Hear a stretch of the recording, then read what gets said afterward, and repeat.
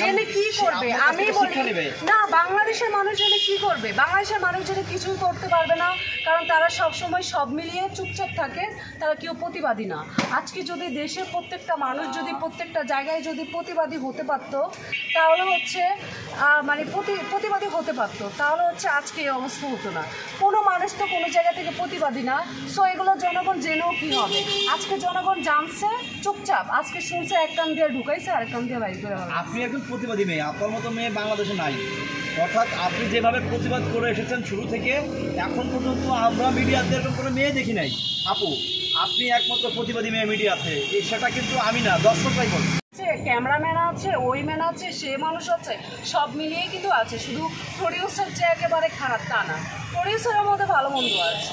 Director যে খারাপ তা না, ডিরেক্টরের মধ্যেও ভালো মন্দ আছে। যেমন আপনার ফ্যামিলিতে যদি 10 জন থাকে, 10 জনের মধ্যে 10টা আপনারা ভাই বোন, সব তো একরকম হবে না, বা 5 জন ভাই বোন, সবাই তো একরকম হবে না। এখানে ভালো মন্দ থাকতেই পারছেন।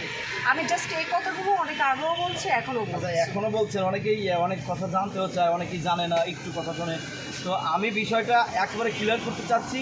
ব্যাপারটা হলো যে আপনি খারাপ প্রভাব পেয়েছেন নাটকের প্রডিউসার কাছ থেকে নাকি সিনেমার প্রডিউসার? আমি সব দিক থেকেই আমি ফেস হয়েছি। সো এগুলো বলে লাভ নাই। দ্যাটস ওয়াই আমি এগুলো আসলে বললে কি হবে, না বললেও কি হবে। এখন এগুলো বললে কি আমি এগুলো আবার হচ্ছে পাবো নাকি, ওই সম্মানটুকু পাবো নাকি? এখন যে যার মতো করে আমাকে, এখন আজকে এই যে আপনি ভালো, দুধের ধোয়া তুলসী পাতা, আপনি এত ভালো কেমনে আমি কী করে বুঝবো?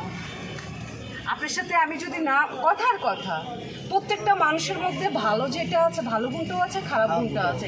একবারে যে ভালো মানুষ দুনিয়াতে আছে দুধের ধোয়া তুলসী পাতা ওইটা ভুল কথা। ওইটা আমি বললাম মিডিয়া সেক্টরে যেমনি আছে, বাইরের সেক্টরেও, আউটসাইডেও সেম টাইপের পাবলিক আছে, ভালো আছে, মন্দ আছে। আমি যে দোকানটা দিয়েও তো আমি অনেক রকমের অনেক কিছু অনেক দেখতেছি, অনেক টাইপের মানুষও আমি চোখে পড়তেছে। সো সবাই তো আর খারাপ না, সবাই ভালো না। এখন পর্যন্ত কি পরিমাণ খারাপ অফার পেয়েছেন? এগুলো কিন্তু আসলে আমি আপনারা বলি, আপনি মাইন্ড করবেন না, আমাদেরও জানার দরকার আছে। জেনে আপনি কি করবেন? অডিয়েন্সও জানার দরকার আছে। জেনে কি করবে? আমি বলি না, বাংলাদেশের মানুষ জেনে কি করবে? বাংলাদেশের মানুষ জেনে কিছুই করতে পারবে না, কারণ তারা সবসময় সব মিলিয়ে চুপচাপ থাকে, তারা কেউ প্রতিবাদী না। আজকে যদি দেশের প্রত্যেকটা মানুষ যদি প্রত্যেকটা জায়গায় যদি প্রতিবাদী হতে পারতো, তাহলে হচ্ছে প্রতিবাদী হতে পারতো, তাহলে হচ্ছে আজকে এই অবস্থা হতো না। কোনো মানুষ তো কোনো জায়গা থেকে প্রতিবাদী না। সো এগুলো জনগণ জেনেও কী হবে? আজকে জনগণ জানছে চুপচাপ, আজকে শুনছে এক কান দিয়ে ঢুকাইছে আর এক কান দিয়ে বাইর করে। আপনি একজন প্রতিবাদী মেয়ে, আপনার মতো মেয়ে বাংলাদেশে নাই। অর্থাৎ আপনি যেভাবে প্রতিবাদ করে এসেছেন শুরু থেকে এখন পর্যন্ত আমরা মিডিয়াতে এরকম কোনো মেয়ে দেখি নাই।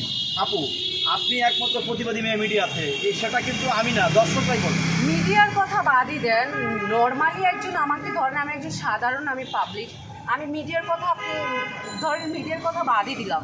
একজন সাধারণ মানুষ হয়ে, সাধারণ ধরেন জনগণের মধ্যে আমি একজন, তাহলে সেই মানুষটা হয়ে আমরা প্রত্যেকটা জায়গায় খারাপ যেটা হবে সেটার আমরা কেন প্রতিবাদ করব না? দেখা যায় আমরা সবাই চুপচাপ বসে থাকি। আমরা সবসময় মনে করি যে কোনো কিছু হলে সরকারের উপর ডিপেন্ড, কোনো কিছু হলে সরকারের উপর ডিপেন্ড থাকি। কারণ আমরা যদি হাতে হাত নিয়ে আমরা যদি একসাথে একতা হয়ে যদি কাজ করি, তাহলে আমাদের দেশ আরও উন্নত হতো। দেশ উন্নত হওয়ার আগে অবশ্যই মানুষকে উন্নত হতে হবে, তারপর দেশ উন্নত।